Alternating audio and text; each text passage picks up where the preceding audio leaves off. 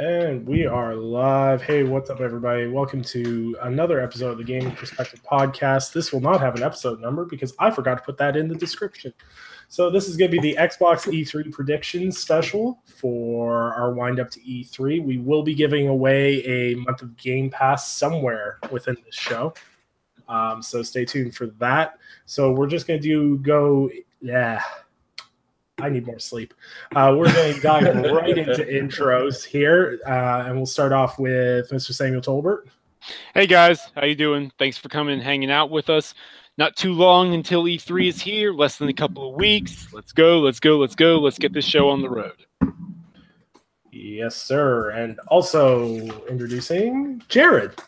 Hey, we got everyone. Thanks for tuning in. I'm very excited to be talking about and finally a nice Xbox-centric E3 talking. We can dish out and fanboy a little bit of what's going to happen or what might happen. And, well, let's figure it out. Let's get going. And also introducing Eric Jackson.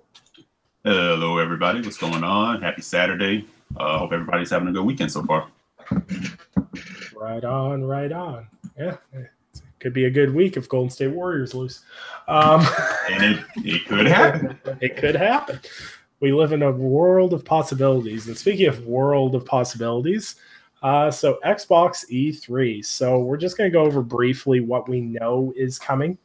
Not necessarily what we know is coming, but more along the lines of what the solid facts are thus far. So we know for sure that the Xbox E3 presentation is going to be 2 hours, which is an interesting aspect because last year they were showing off the Xbox One X hardware. You had the Forza 7 segment. You had all those like segments that were to promote the Xbox One X, which chewed through, I think, about 20 minutes of time. It was a very full year. I think they mentioned that it was one of their longest conferences to date that they've ever had at E3 before.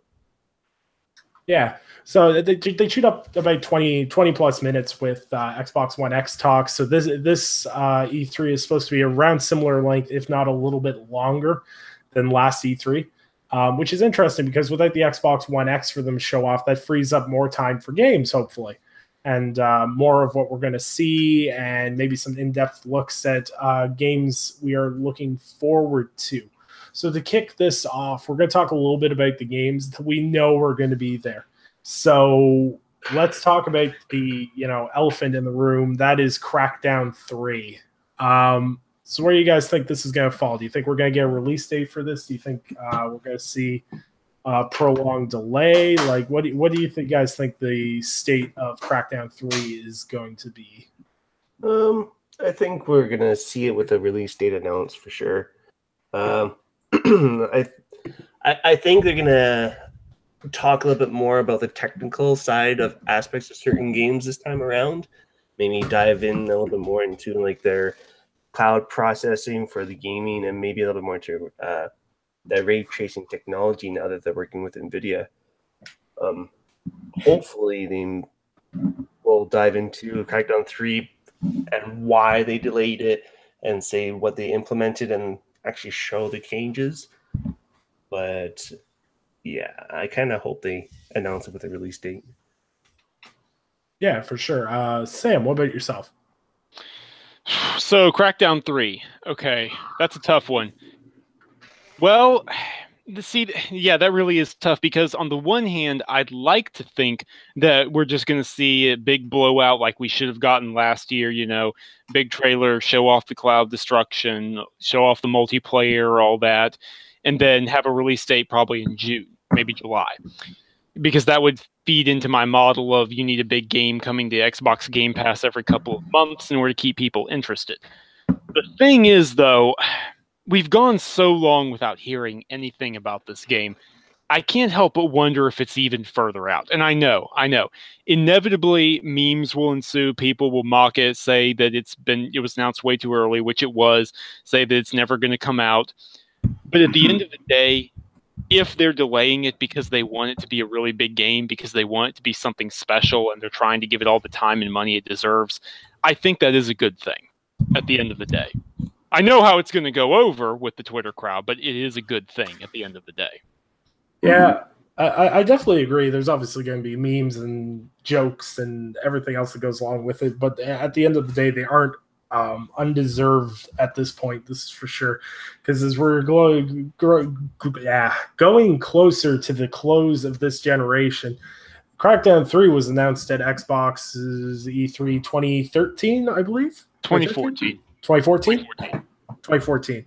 So it was announced pretty much at the start of the generation, and it's almost the end, and we still don't have this game. Yeah. Now, before we dive more into that, Eric, what do you think the situation is with Crackdown right now? Yeah, I wanted to kind of jump in and add on to what both of you guys are saying. The fastest way to squash beams is to deliver a bomb game. Right. And when I say bomb, I don't mean like bomb that. I mean like deliver a fantastic game. I will always maintain, and you guys probably back me up on this. I know people people like to do the whole media bias thing and, stuff like that. Deliver a good game. You're always going to have a troll. You're always going to have somebody who wants to like watch the world burn. But truth, the heart of a gamer is always to have a good game and prop up a good game and respect a good game. You deliver a good game, you'll have your memes, but you know what? So be it.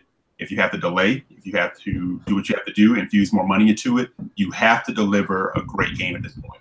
You're going to get bigger memes if you deliver like another game people feel is in between, middle of the road, mediocre, whatever you want to call it. And I'm not saying that the games teach his own where Sea of Thieves falls and where State of Decay falls, whatever. Yeah. I'm just saying, you take it back and you put that money into it and you bring it back something that looks completely different than what we saw last at Comic-Con.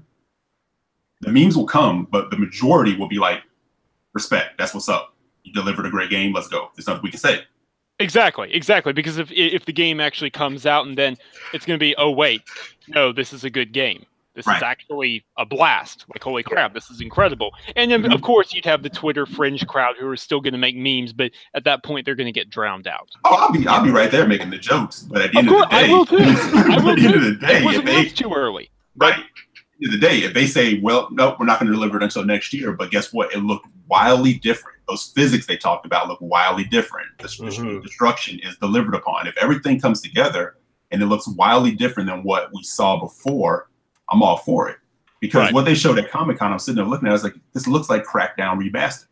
And then I think I even said that in my impressions because I got to play the single player for about 20 minutes last year. It's like, it wasn't that it wasn't fun, it was, but this feels like Crackdown remastered. There's a couple of new cool guns. It looks better, frame rate smoother, whatever, but it didn't feel new. And that's what people want it to be. Because I feel like, anyone's free to correct me if I'm wrong, but I feel like everyone kind of goes from Crackdown 1 just to Crackdown 3 immediately. We're all trying to block Crackdown 2 out of our heads. Yeah, I don't think anyone would argue with that. I haven't even played the original, so I can't talk about that. And here's the thing. The DNA of Crackdown is fun, so it doesn't surprise me that you said you had fun with what was there. But we're at a point now where fun is great. We need that, but what we need, and if you're going to predicate everything on what visuals are, you need to deliver something that's, like, stunning. Exactly. Absolutely. That feels like, I know it was announced in 2014, and I'm not sure how much you can do on that base level if you're building on what the engine is, but you need to deliver something that feels somewhere between 2016 and 2018. Yeah, if that makes sense. Not cars stacking up on top of each other like we're back in the 360. No. So it's like, if it comes out in July, if they say, boom, here it is, it's coming out and it's a great game, okay, I'm on board. Or if they say it's 2019, early 2019, I'm good with that. I will make a Twitter joke inevitably, but I'll say, hang on. If they're delaying it again instead of just frankly crapping this thing out, there's a reason for it. So, I think we're all on board there. Yeah, I'd rather them do that than to just deliver whatever. And I know there are people out there that say, hey, I love the first Crackdown. If it's just more of that, then I'm good with it. You can definitely make it like a pillar. You can make Crackdown like a tentpole title for the Xbox. Exactly. That's the thing. There is enough DNA there to make it, okay, maybe not as big as a Halo because that's saying something, but I'd say big as a Forza game at least. You can make this a big event. Absolutely. So yeah, there you go, Nick. Yeah, I definitely think with Crackdown, it's a genre that isn't really as popular as it used to be now because we went through a phase in the late 360 and I'm gonna say early Xbox One PS4 generation where I found Saints Row did an excellent job, especially with the second one and third one. Very similar. Agents of Mayhem was actually kind of fun. I actually kind of enjoyed it, but I enjoy those style of games. I actually myself have not played Crackdown. I will eventually because it's backwards compatible and everything else, but I'm still playing all the new games they're seeing in my backlog nonetheless, going back to 360 games on this. Yeah, no kidding. Crackdown was a fun game. I love the first Crackdown. And what's funny is, you guys know the history of it is Crackdown was delivered, basically with the beta of Halo 3. Right. So that's what made it popular. Right. Trojan horse people. Like, people got it, and people went, wait a minute. Okay, I got it to play the Halo 3 beta, but damn, this is actually a pretty fun game. That's actually the opposite of what Epic Games did with Bulletstorm, locking Gears of War 3 beta passes in Bulletstorm cases. And people bought Bulletstorm so that they could play the Gears of War 3 beta. Right. So Crackdown 3 is fun. I think in a world now where you have people who are really into Fortnite, say what you will about Fortnite, the aesthetic of it, the look of it, you can kind of fall in between where Fortnite sits and where PUBG sits with a game like this. You can definitely appeal to a crowd. Absolutely. If it's mayhem and fun, what's wrong? People would definitely resonate with that. Man. Exactly. And it's like, what? I've heard all the memes. Oh, they're delaying it. They're going to delay it for Battle Royale. Well, you know what? Actually, here's the thing. If they deliver on the cloud destruction after all this time, sure, put a 20-man Battle Royale in there. That could be fun. Right. Mm-hmm. See, the thing is for me is like, I've enjoyed what Xbox has put out for the most part. Sea of Thieves, unfortunately, was a bit of a miss on what I wanted personally. Like, if people enjoy it, that's fine. Just because I don't enjoy it doesn't mean everybody should enjoy it, obviously. I'm enjoying State of Decay too, but once again, I like those kind of games. Those kind of games really resonate with me. I like Sims, like simulation games, and State of Decay 2 is a fairly decent simulation game. But the problem is there is, whether you want to go the cinematic route or whatever, there is a quality gap between what Microsoft is putting out versus its competition. And I think with Crackdown 3, if they were to come out and drop Crackdown 3 and it's insanely polished and the end, like everything runs good, does everything they say it's going to do, and everything else, it'll kind of push back that stigma that these games have had, because it's gotten to the point where State of Decay 2 and Sea of Thieves didn't necessarily hit some expectations that some people had for those games, whether they were realistic, unrealistic. Some were very realistic. Other people are obviously unrealistic in what they expect from developers and everything else. But if you were to take Crackdown 3, which has become such an ongoing joke, and you can literally drop it and it's an insanely good game and it clicks with a lot of people and a lot of people enjoy playing it and everything else, you'll push back that stigma of releasing quote unquote unfinished or buggy games. But on the flip side of that, if they don't take the time with it and they just rush it out, it'll just continue to push the stigma that's going that they release unpolished, unfinished games. And I don't think they should do that. I would rather them delay Crackdown 3 again versus them rush it out and it be a jumbled mess. Yeah. Exactly. And this statement I'm going to make about Crackdown 3 really ties into what I'm going to say about their whole conference and their lineup for the future in general, their roadmap, whatever you want to call it. The reality is this gen is over. It's beginning to wind down. That's all there is to it. It's going to be a couple more years, but it's close. We know what's coming this gen. As a result, it's absolutely important to polish things and make sure you set a good expectation for the faithful that have been here so long. Let them go out on a bang with a couple of incredible games to set the expectation for what the next gen is going to bring. Exactly. And like you can't coast through the rest of this gen and bank all the good stuff for the next generation, because then you're going to have people that have that resentment. And like I always joke and make jokes about my resentment towards the Wii U as a platform, because the Switch is an amazing platform, but there was a lot of games that should have been on the Wii U that they pushed back to push the Switch out.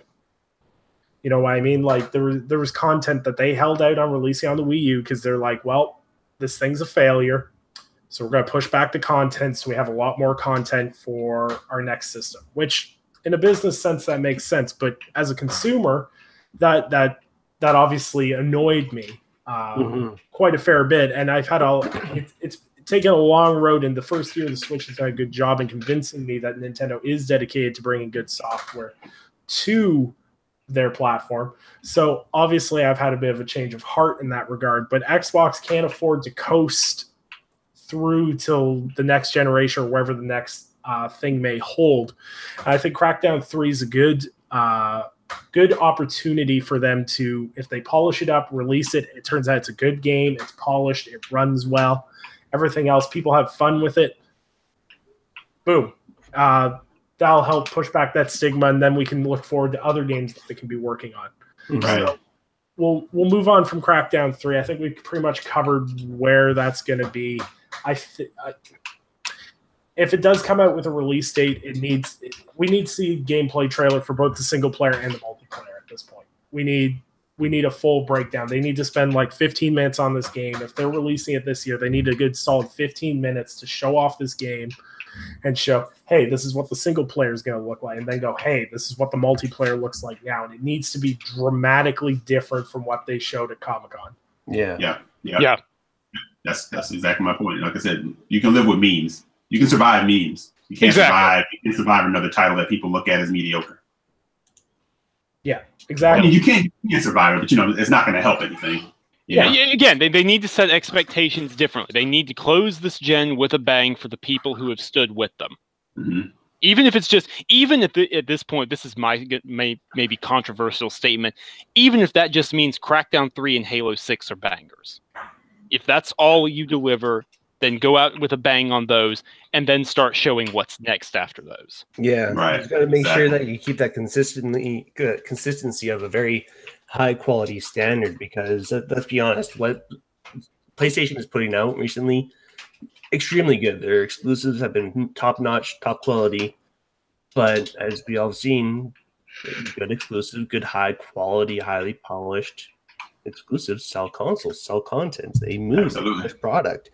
So you got to kind of match that. And if you don't match that, and if you don't consistently match that, you're going to keep losing business and products. So I really want Microsoft and Xbox to come in and be like, yo, you guys, check this out. We've been kind of ragged on for the past few years, but look at all of this stuff we got for you now, all this amazing technology that we're implementing in games and software that's coming out. And you know what? Let's give you a roadmap of what we got coming up in the future too. Yeah, I definitely think the main thing that's missing in regards to Microsoft exclusives, and this feeds into the next topic, is polish. I think with State of Decay 2, the core, we're going to use State of Decay 2 as an example. Really great gameplay mechanics. I like, I believe people call it a gameplay loop. I love the gameplay loop of State of Decay 2, but the lack of polish and the peer-to-peer servers kind of detract away from some of the fun. Yes. However, if Microsoft was to sit down, put it on dedicated servers, and just polish it up a little bit more, like give it a couple of months more of polish. I think me and Sam talked about this. Maybe pushed it back to like 2 or 3 months, just to give it that little extra to get it just smoothed out, because the gameplay mechanics are fun. It's great with friends and everything else. Mm-hmm. But you just need that little extra polish. I don't think, because everyone always says on social media they want Microsoft to do these cinematic style games. I don't want Microsoft to make the same kind of games Sony's making. No, diversity. Well, diversity is great. No, here's the thing I've said to that, because I've seen people say that too, and I always said, well, in the past they haven't. I mean, if you think about the 360 generation, or coming through the OG and the 360 generation, they had Sony trying to chasing them for a Halo killer, or Gears killer, for this and that. And so they never have really followed the mold of trying to follow Sony. No, they don't need to follow Sony. They just need to get back to doing what they did and making, the type of stuff that works for them. And people kind of need to stop doing this thing where, what they do best is multiplayer and this and this and that. It's like, that is true to an extent, but we kind of live in a world now where, they led the charge in a world where the multiplayer didn't necessarily deliver that kind of thing. But now multiplayer are delivering multiplayer on a level that Microsoft kind of held down through OG and 360. Right. Right. Yeah, so, exactly. And so it's go ahead. I know what you're trying to say. No, you can help me beat it up there. Well, yeah. The fact is, it's like they still put out incredible multiplayer experiences, in ones that do incredible jobs with their gameplay mechanics, and I will defend Sea of Thieves to death for that in terms of what it does with emergent gameplay. But at the end of the day, the reality is there's other multiplayer experiences out there now, right? Regardless. So you kind of have to still be like well rounded out, and they can still kind of deliver on that kind of thing. But no, they don't have to deliver the same types of things that Sony does. I don't need them chasing a God of War. I don't need them. Well, where's the Microsoft God of War? And you saw that when Quantum Break came out, there was that one joke that was going around that Quantum Break was Microsoft's Last of Us, and I'm like, no, Remedy games are their own thing. Yeah, but that kind of thing. But my point is that kind of thing never works. Has it ever worked when someone says this is the X and Y Z killer? Nope, never. Not that I can think of. Right. It always works when someone just delivers something that they wanted to deliver, and I think, if I can kind of tag Cliffy B for a minute, I think I said this to you guys. Cliffy's biggest problem, I think, was Cliffy was chasing the trend and the money, not trying to create what he wanted to create. Mm-hmm. That's something you need to stand out. Yeah, he's not the only one that falls into that trap. You kind of just have to create what you want to create and not chase a trend. Mm-hmm. Yeah, absolutely. You create something new. Right. Yeah. So sure. I don't want Microsoft turning into Sony, because no, that's not going to be good for either of them. It's best when they're competing and doing great things in different ways. However, I do want them to say, hey, by the way, we're totally capable of putting out a polished, quote, experience, exactly. We got one. It exists. It happens over here. And I'm crossing my fingers, because obviously there's the extremely strong Fable rumors that have all but been confirmed by Eurogamer and other people who've dug into that. So I want to ask you guys, if you don't mind me sort of leading the charge here, Nick. Go for it. A little bit. There's three things that come to mind when it comes to roadmap, okay? So there's Perfect Dark, which is, the rumors about that. There's Fable, which is a lot more solid. And then there's the whole Daryl Gallagher thing. Bringing this guy on to the Microsoft Studios team. They're hiring for a new big studio, quadruple A. Get your laughs out about it, but that's what they're calling it in Santa Monica. So, of those three, what do you think we learn more about and why? Not what would we wish to have happen, because obviously what we would wish to have happen is they pull 10 games out of nowhere and announce a bunch of great stuff. But, we've been busy since January. Right, exactly. Let's keep it realistic here. What do you guys really think in terms of positive, reasonable talk would they deliver this E3? Well, I'll jump out on a limb here and say I think we're obviously gonna see Fable. I think we're gonna see something from Fable. Or at least they're going to in the very bare minimum confirm that it's being worked on. I don't think there'd be any harm in doing a CGI trailer. We've talked about this on the show a few times. Mm-hmm. I don't think there's any harm in it, because at this point in time, I truly believe that with third-party developers and everything else, they should follow the Bethesda model for launching and releasing games, announce at one E3, launch it before the next E3. Yeah. But with first party, it's a little bit more complicated, because in order to sell consoles, you have to give people faith in the product that, I'm not going to buy this console, play the 2 games you've got, and then that's it. So with that, I think with introducing Fable, even if it's just a small CGI clip, that'll be a good faith move. Because everybody, like a lot of people, I know I'm a huge Fable fan. I enjoyed it. I'd love to see them reboot it, even make it a little bit more serious and dark, but still have that layer of humor. Because that British humor in Fable is just absolutely fantastic.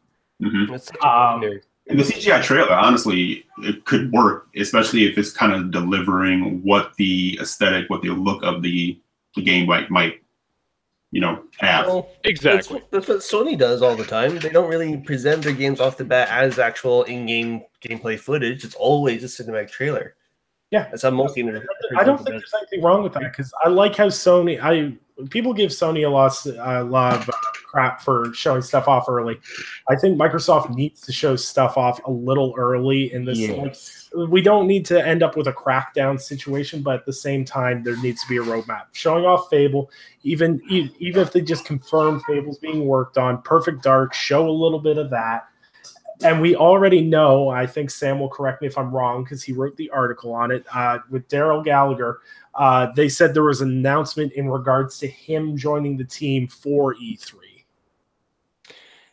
What they said is when they brought him onto the Microsoft Studios leadership team, and again, I'll just hound this point, that team is composed of Shannon Loftus and all the studio heads. That's who that team is. So it's like, okay, why are you bringing him on unless he's hiring for a new studio, unless he's going to be in charge of that?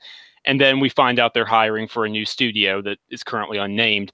And more importantly than that, Matt Booty said that, hey, we just brought on Daryl Gallagher. We'll have more to say at E3.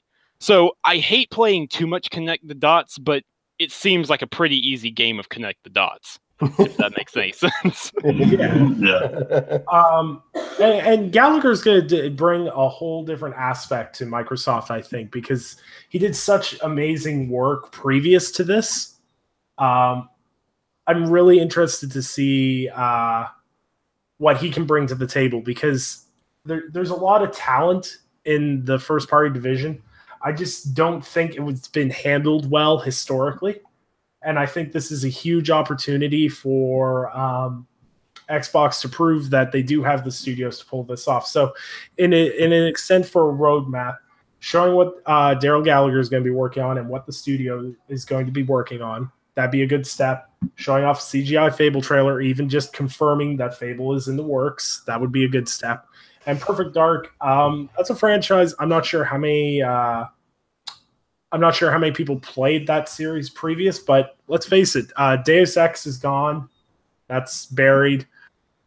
Perfect Dark has a good chance to come back at this point in time in its genre, and to play into it as well, and keeping it realistic, of course. With Perfect Dark, it's a huge opportunity because there's a huge call for they want more relatable female characters in video games. The female gaming demographic is only growing. And with Perfect Dark, that's a perfect opportunity for Microsoft to have their own female protagonist. Because they really don't have one. They've got Master Chief. We've got the Porsche from Forza. Like... that joke's never going to get old for me. I'm sorry, guys. But it gives them an opportunity to diversify their portfolio, so to speak. And damn it, if I'm not going to still repeatedly tweet Phil about I want another Conkers game. I don't know how they could make it offensive nowadays because of how much offensive stuff's out there now, or even if they could pull it off. But damn, I want a new Conkers game. Just get balls to the wall. Grody is going. Just be quiet. I don't know, man. I think our culture has gotten a lot more sensitive now. I'm going to be honest. I think Conker can stay gone. Not going to kill him. I really think Conker. Rare has plenty of IPs they need to return to. Conker is not one of them. I'm sorry. Okay. I also and Phil doesn't like to curse, so I doubt you're going to get that. Can we also talk about that every Xbox E3 since like Phil took over? Can we stop with the Battletoads rumors? It's not coming back. It's dead. Leave it alone. Oh man! Like I don't need another. Is Battletoads the Dark Souls? Oh my God! Shut up. I'm over it. So one of the games that I'm paying attention to, because I'm fairly into indie games, and it is confirmed that it will be at E3, is Last Night. Well, before you go off on a tangent there, can we let Garrett and Eric dive in on the other stuff first? Yeah, sure. Sorry. Other stuff. Don't mind me, guys. Other stuff.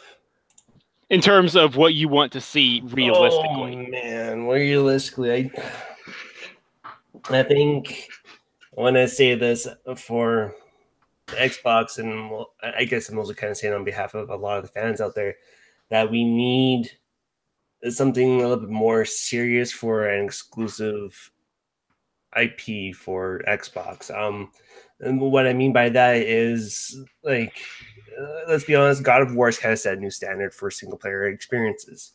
We kind of need something along those lines as well. But I also think we need a game or an IP that is also kind of the same caliber and on an emotional level as kind of like The Last of Us as well.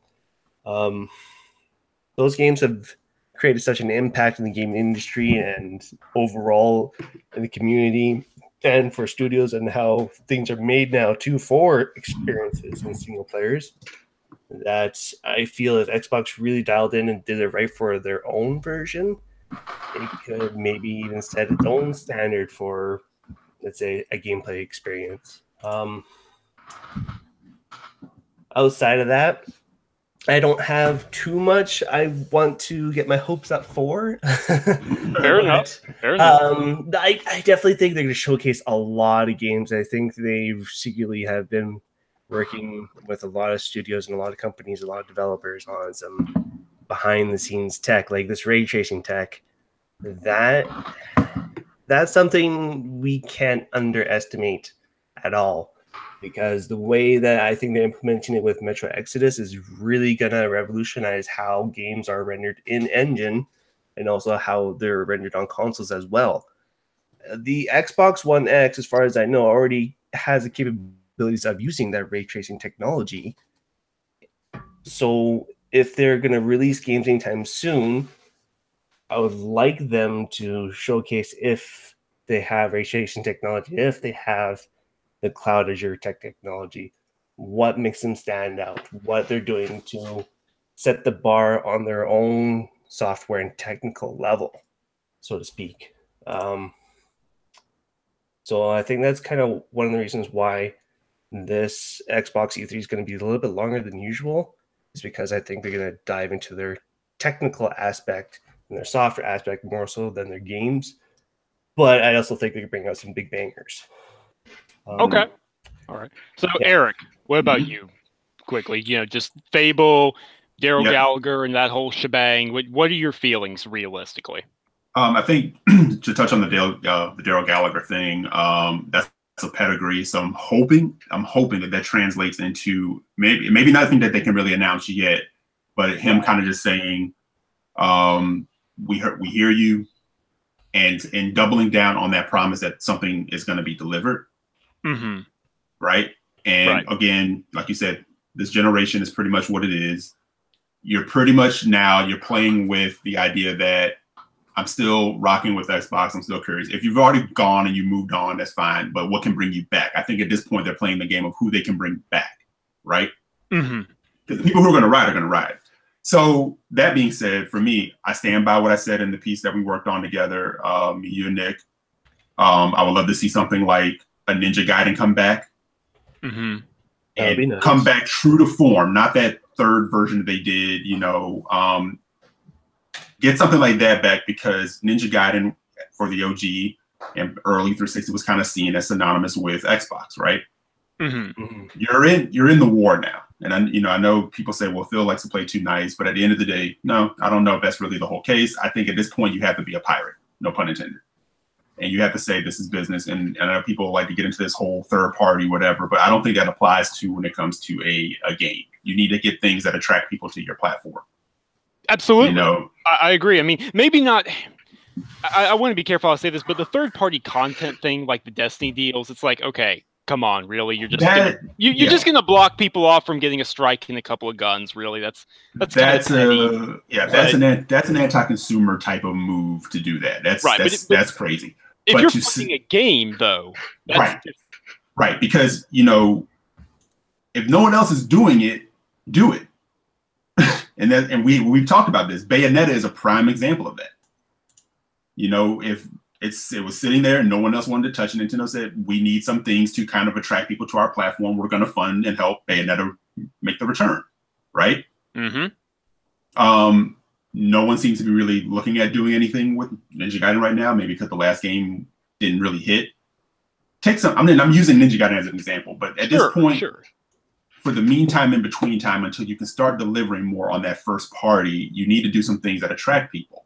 people may get upset. People may get pissed. I look at Spider-Man. Yeah. Do I wish people on Xbox can play Spider-Man? Yeah. Do I know people are upset? Yeah. But I know business. And this is like, we're going balls to the wall, putting foots on necks. We want people to come to our platform. Yeah. That's business. That's what you have to do. It isn't playground time. It isn't play nice. It's not a move to be complete dicks. It's just saying, hey, we're trying to make as much money as possible. Mm-hmm. Yeah, the industry's not starting out anymore. You're not trying to help other companies grow. You've grown enough. You got enough backing. You guys are footholds in the industry. Now just let loose, cut loose, no more holding back. Just be ruthless. Bring the quality. Bring that content. Yeah, and if that means you have to do stuff. Exactly. That means you have to do stuff like that. So be it. You know. And again, I don't think Phil's above doing that. I think what Phil's talking about more, and we talked about this, is locking away certain things from people. It's not a cool move. But Neo is a cool move for a PlayStation fan base. Exactly. It's like, or even Yakuza, where it's like, hey, we're making these games, we need a publisher, and Sony's like, yeah, okay, sure. I bought a PlayStation just for Bloodborne. I mean, that's how it got me to buy a system. You know? Yeah, that's kind of how the whole thing works. So you got to kind of do that. So I'm hoping to see some stuff like that, because I know, again, we talked about games do take time to make, and I know we make the joke of, well, what have you been doing for XYZ years? I get that. But in the meantime, you can definitely get people excited by doing certain things, by getting projects that people will resonate with. I don't know what all those may be, but something that gets people talking. It's all about mind share and buzz. That's what all this revolves around. It's people chattering and being excited over something. It is. It absolutely is. Right. You know, I'll give my opinions on this, and then we can move on to the next topic, because there is more to talk about there.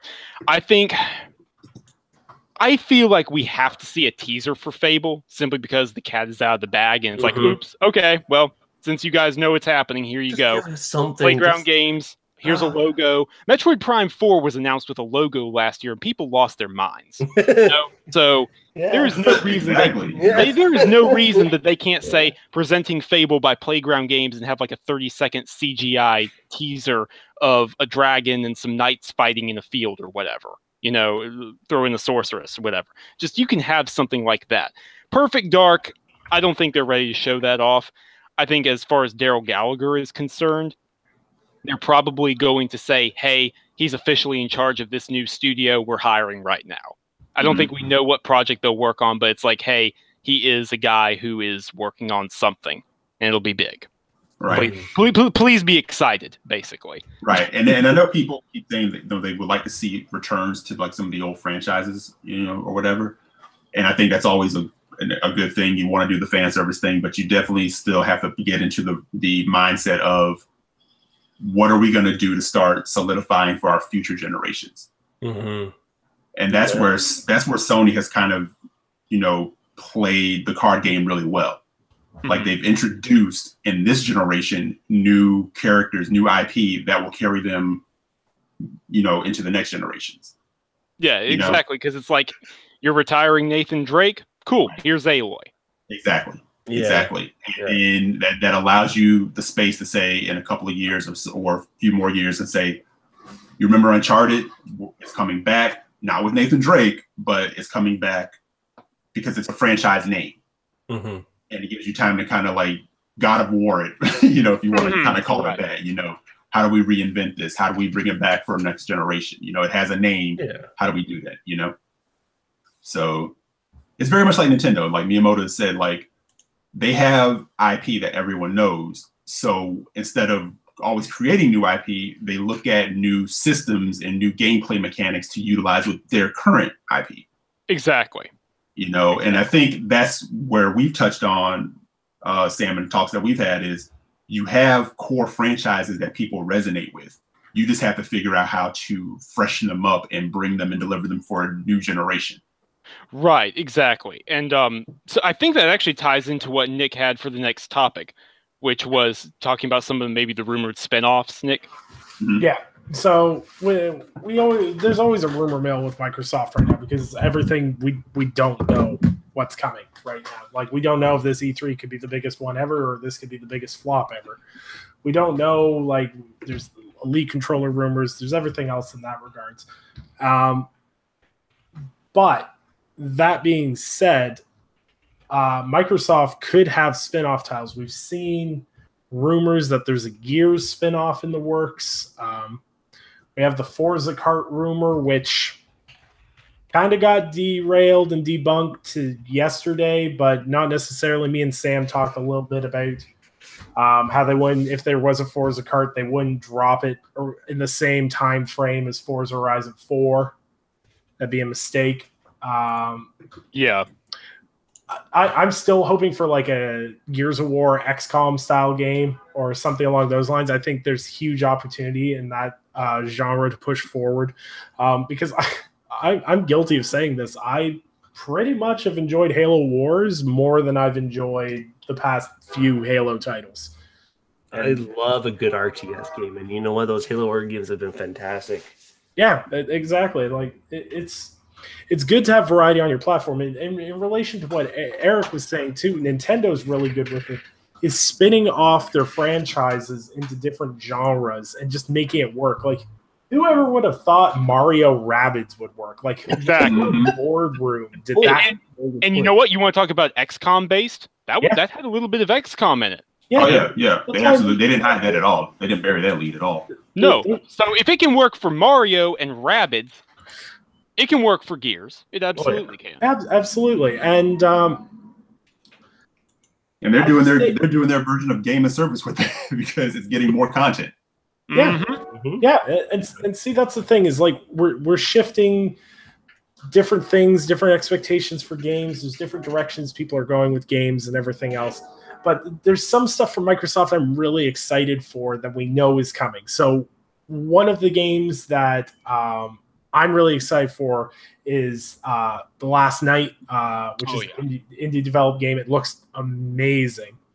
Cyberpunk's themed, everything else. Like, I want to see more about that game. I don't think it's coming this year. I think it's gotta see something. This E3, we gotta see something for Cyberpunk. Well, I think you were talking about The Last Night, but yes. Oh yeah, Last Night. Get the third party in a moment. Yeah, if we start Sam on Cyberpunk now, we won't. Yeah, not a good idea. Not a good idea. My bad, I lost track. Yeah. No, but The Last Night does look good. It looks really, phenomenal. really good. It's got the awesome Blade Runner kind of vibe to it. Yeah. Mm-hmm.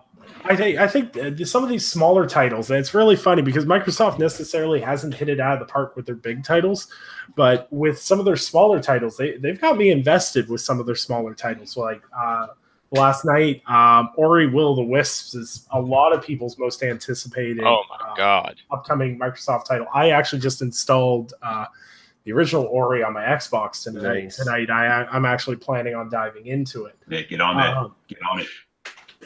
But it's interesting. There's so many people. Like, you ask people, what's your favorite Xbox game this generation? Some people say Sunset Overdrive. Some people say, very few people say ReCore because they're crazy, or they're very smart and in the know.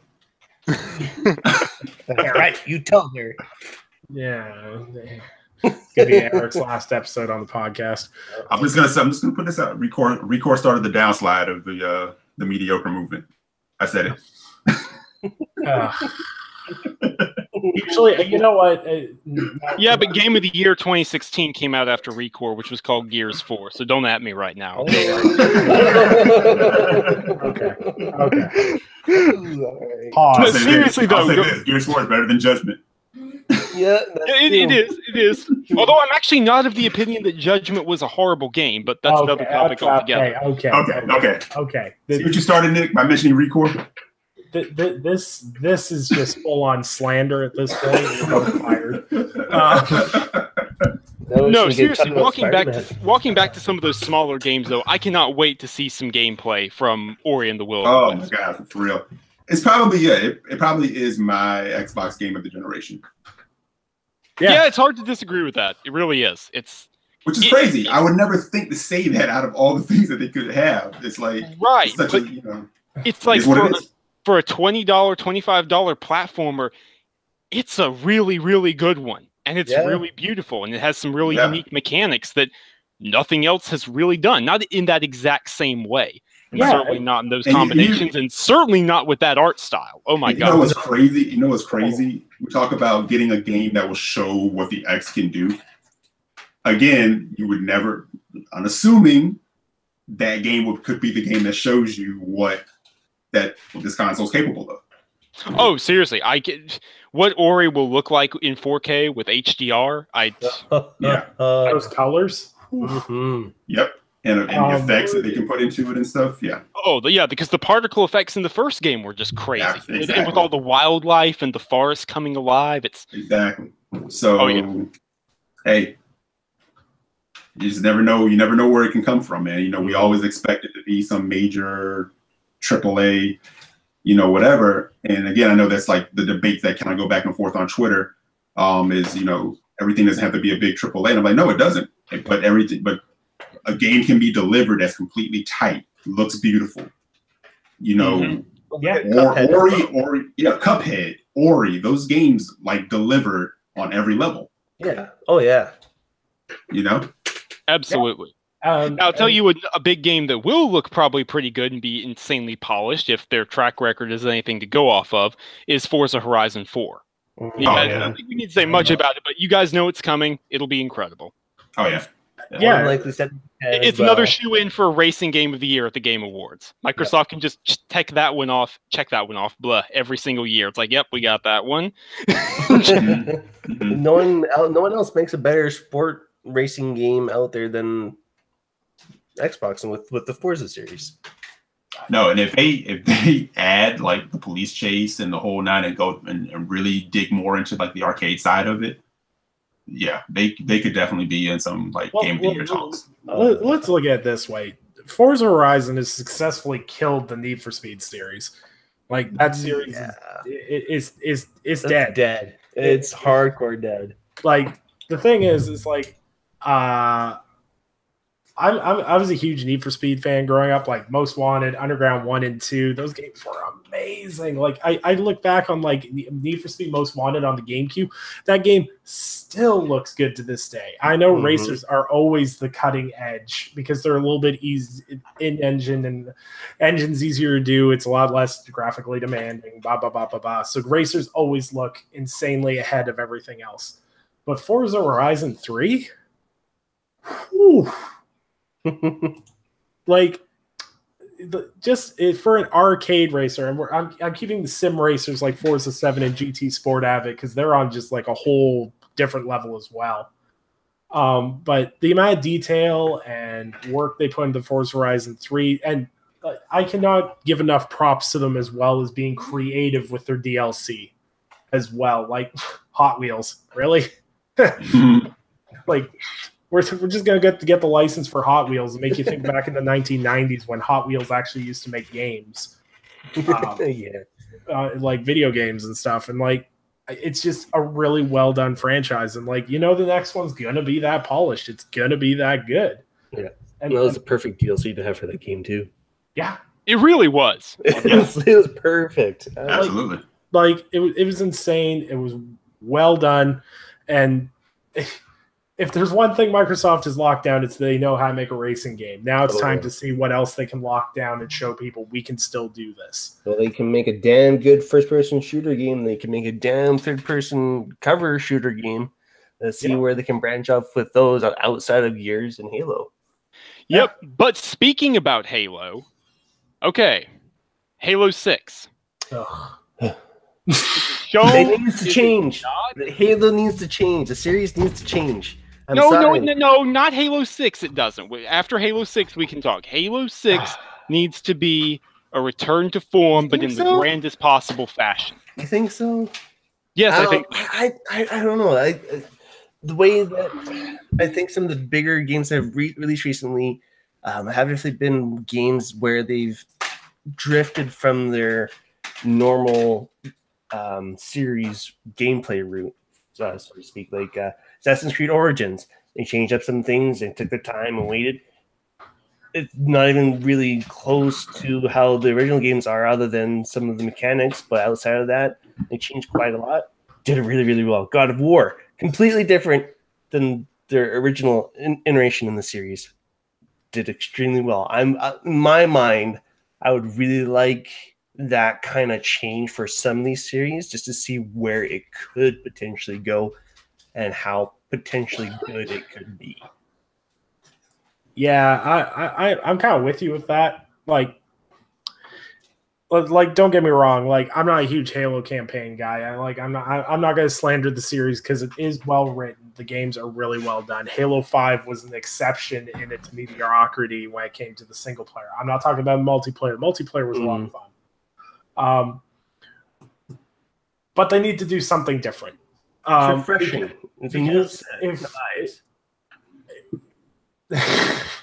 I'm sorry, Sam. I'm killing you on the inside right now.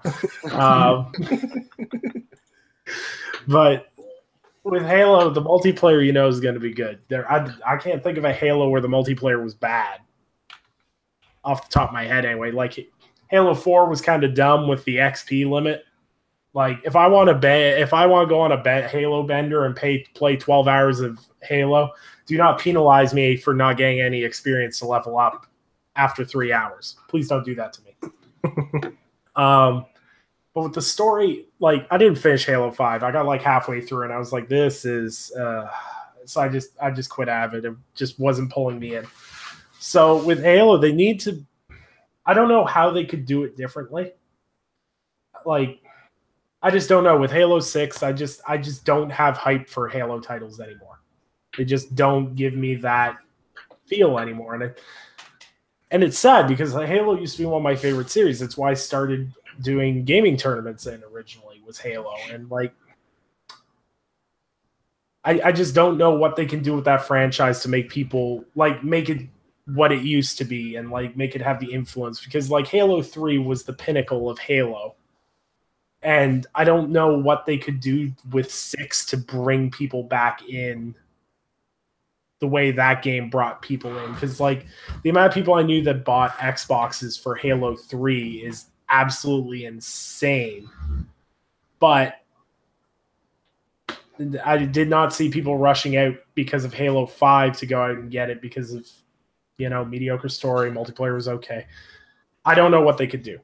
Maybe Eric, Sam, you guys have played the Halo campaigns. Maybe you can enlighten me on what they should be doing.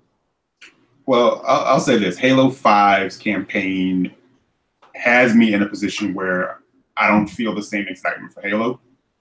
And that kind of started me on the thing of they kind of have to figure something out to move this thing forward and kind of bring it, like Sam said, bring it back to that glory. Can it happen? Yeah, I mean, I felt the same way about God of War. After playing Ascension, I was like, I think I'm pretty much done with this. If they're going to do another God of War, this is before we knew what the next would be. I was like, I'm kind of just done, kind of over it. I feel like I've kind of outgrown it. And the Halo 5 campaign, it just didn't, nothing from it just made me kind of go, this is all. Let me say this. The things that could have been with that campaign from what they did in the advertising, or what we already talked about, wasn't delivered upon. I think there was something really cool there with Team Osiris. And I think there was a good opportunity to maybe start moving some things forward. But I'll always say, and I still maintain this, I think they were so concerned on delivering multiplayer. They were. From what happened with the Master Chief Collection. And we were kind of in that limbo of, people don't really play the campaigns in games like Call of Duty and this and that they probably didn't think they needed to really put that much focus on the campaign. Well, they definitely, for Halo 5, I was just going to say, sorry about that, Eric. No, go ahead. But with Halo 5, they definitely focused a lot more on the esports aspect this time around. I remember watching or listening to quite a few like dev diaries and interviews and stuff like that, and reading a few articles where a lot of the focus was for esports, because that's where I guess Xbox kind of wanted to aim them towards too, since the esports genre for Halo is such a big market, such a huge thing, like massive tournaments each year, has their own stadiums and all that sort of fun stuff. So they really could have done a lot better on the campaign itself if they didn't have to be forced to focus so much on that multiplayer aspect. And I think if they just kept the core multiplayer, but really strive to excel in their single player, they could really have something groundbreaking, not really groundbreaking, but something fresh and new to bring to the series. Mm-hmm. Yeah, I just think, and I'm hoping. I kind of agree with Sam. Like, I think they need to kind of close out Halo with a really great all-around package for Halo 6. Exactly. But they do have to start moving it forward. I mean, yeah, sure. Love Chief, that's all great, but you do have to kind of figure out a way to move that forward. And Sam and I were kind of talking about this. I don't know if it's some way you can seamlessly marry campaign and multiplayer, or things that happen in events in the campaign can kind of carry over to multiplayer. We don't, we're not game designers, so I don't know what that we leave that to them. We leave them to suffer through that. Right. But it could happen. They can do something. I feel like they need to go out with a bang with a solid campaign, a very solid multiplayer, which, look, they've got that from 5. They have a solid multiplayer. It's great. Just port it over. Just pull it on over. Basically, that's all you need to do. They need one other thing. They need one new thing where it's like, hey, even in its twilight, Halo is still inventing new stuff for first-person shooters. I don't know. Like Eric said, maybe they somehow marry the campaign with the multiplayer. Maybe it's something else altogether. Maybe it's some new mode that, redefines things. I don't know. But I don't think we're going to see Halo 6 come out this year. I don't. I think they're going to take an extra year. Instead of a 3-year dev cycle, they'll probably go for a 4-year dev cycle, probably have it come out sometime next year. Now, what that means, I don't know. Maybe it could come out early next year, like March or April, and utterly crush the spring season, since none of the big heavy hitters really land there. Mm-hmm. Maybe they would go for like August or September. September's a little more traditional. I don't know. Spring. I definitely think it's coming next year. I think we're going to see a beta probably around December or January. Seems reasonable enough to me. And I think we'll see it announced there. I just don't think they're going to do a full blowout. Probably not. Definitely an announcement. I can see an announcement, especially if it's 1 to 2 years out. I can't see how they're not going to announce it, sort of thing, right? Right. You think they kind of have to get the hype ball rolling. Yeah, especially if this generation is ending soon, within 3 to 4 years here. If it's that close, we got to hear announcements for anything that's going to be happening this gen very, very soon, because 2 to 3 years out is usually what companies have been aiming for, even though Xbox doesn't really want to do that whole long-term waiting. They want to announce it and be like, oh, it's coming out within less than a year sort of thing, or around a year. So you be announcing, now you don't have to wait very long sort of thing. But I don't care if I have to wait too long. Just give me something that I know is coming out. Just reinforce my idea that the brand is in good hands and that I'm going to keep being entertained with good quality content. Yeah. And with Halo 2, let's face it, Microsoft is going to try to capitalize on this and try to sell as many Xbox One X's as they can with this game. Oh, yeah. You know this game is going to be 4K. You know it's going to be 60 frames. 343 has always aesthetically made amazing showcases for the hardware they have. So Halo, if they announce it this E3, it'll be a big deal. It still has the thunder, and it's well-deserved thunder. It pioneered the first-person genre in a way, first-person genre on consoles. Yeah, in a way that we have not seen again in a very long time, except with the exception of maybe Call of Duty, which casualized it even further. So we're going to talk before we have to wrap up, because I'm on a tight schedule tonight. We're going to talk a little bit about third parties. What third-party games we're going to see hit the stage. We're going to avoid some super obvious ones. Obviously, we're probably going to see Tomb Raider on Microsoft's stage. I think that's a safe bet. Yeah. Maybe even with a Game Pass announcement. Maybe. That'd be pretty big. It would. Actually, it would be. We'll tackle Sam's favorite one, because we're getting close to having a wrap up. I don't want to give Sam not an opportunity to talk about his hype for Cyberpunk. So obviously the world has been waiting for the best RPG developers out there to come back and rock us all again with their long-anticipated, long-teased Cyberpunk 2077, which is based off of the Cyberpunk 2020 board game. They've only given us cryptic clues and teases. We know they got additional funding from the Polish government because of how big a project this is. And if rumor and common sense are both to be married and believed, it'll be one of the big things at the Xbox show, maybe even something closing out the show.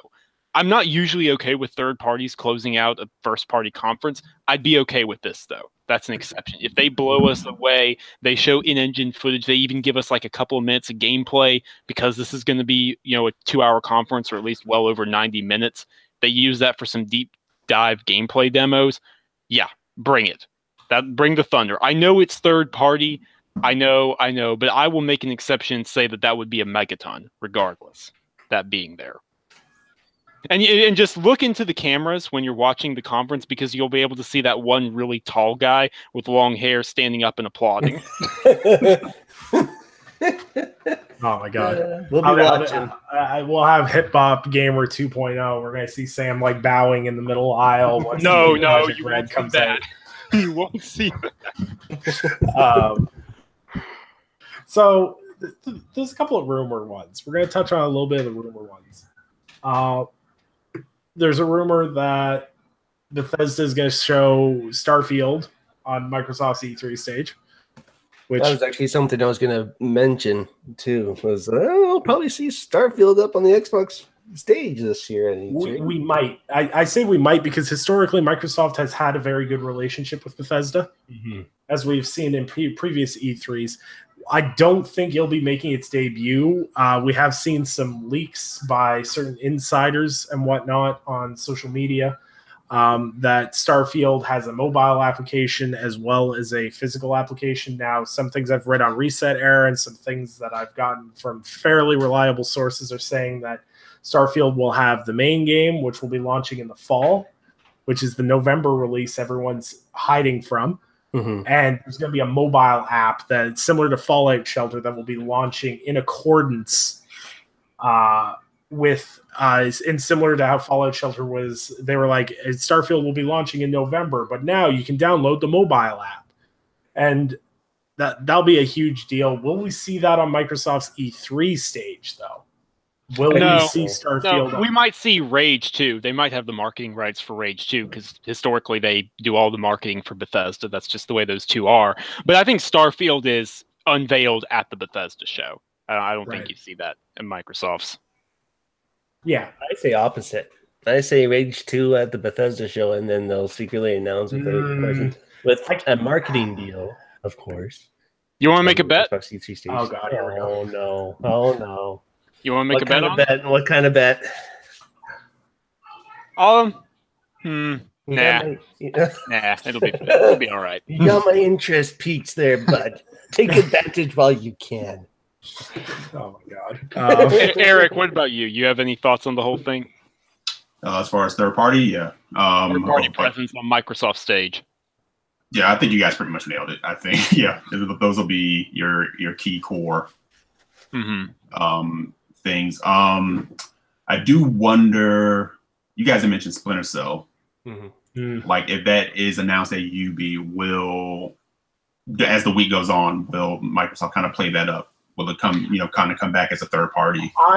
Okay, so can I take this? Because I know they're going ahead of Ubisoft on Sunday. So. Yeah, they're going ahead of Ubisoft. They're actually just behind EA. You got EA on Saturday, then you got Microsoft. So I don't think we'll see Starfield announced on their stage. I do think we could see Splinter Cell announced on their stage. I think so. The green lights come on, then you got Gruff, Michael Ironside, like, so you miss me, boys, or just something like that. And then the crowd goes nuts. Splinter Cell, they say, please tune into the Ubisoft conference for trailer reveal or something like that. Oh, okay, yeah, you mean just like, well, yeah, you think so? Because then maybe we would see the trailer at the Microsoft show and then like a gameplay demo reveal at Ubisoft. Because you remember how they kind of flattened the tire a little bit of Anthem? Yeah. So now, even as I'm saying it, I realize I think we would see like a reveal trailer at Microsoft's conference. The announcement, did you miss me, all that.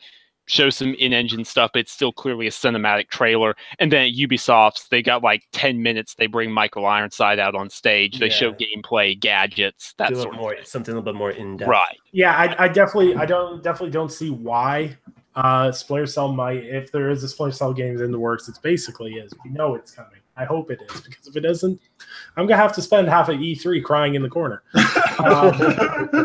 But if you play Connect the Dots, and I hate playing Connect the Dots with rumors. It annoys me endlessly because I endlessly get my hopes up. But Michael Ironside was on Inside Xbox. Ubisoft has been teasing with the Ghost Recon expansion, everything else. All these rumors. There was the Amazon leak that had Splinter Cell for a fall release date. That Walmart leak that leaked Rage 2 had Splinter Cell on it. And everybody thought Rage 2 was a complete load of crap, and then all of a sudden, surprise, it's actually real. And you know what the worst part of that is? I second-guessed that whole Walmart leak for the rest of my life now. So many people were like, hey, Rage 2, and people hated that game. That's not going to happen. They're not making that game. Hey, guys, surprise, it's Rage 2, and it looks 10 times better than what it used to. So, yeah, expect the unexpected. Yeah, it wouldn't be too far-fetched to see Splinter Cell on Microsoft's E3 stage. We're going to see Battlefield. Yes. Because you're going to see Battlefield at EA Play. They already said they're going to show more gameplay there, but you're definitely going to see some gameplay on Microsoft stage just because that last slide in the trailer that they showed, it says plays best on Xbox. So that probably means that Microsoft has marketing rights for that, which means it will be on their stage. Mm-hmm. Well, not only that, they did like this exclusive dive where it was like only on Mixer. They had the devs talking about gameplay. Yeah, only on it was sit down like post show on Mixer for Battlefield 1. They sat down and they talked through quite a bit of what they went through on the trailer, and it's actually quite some interesting stuff. Yeah. Do you guys think we'll see, because this was a rumor floating around about a month ago, do you think we'll see Nier Automata announced for Xbox at E3? Do you think it'll be part of a sizzle reel? Do you think they'll dedicate 2 minutes to it? No. I wouldn't dedicate any time to it. I can see it as part of a sizzle reel, though. Yeah.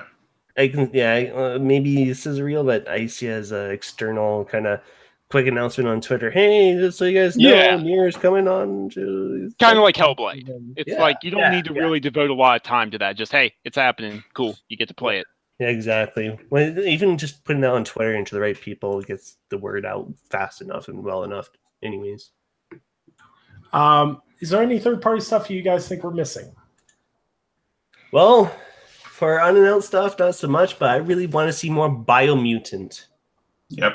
I need to see more of that game. There's already been lots of footage, lots of gameplay. I need a release date.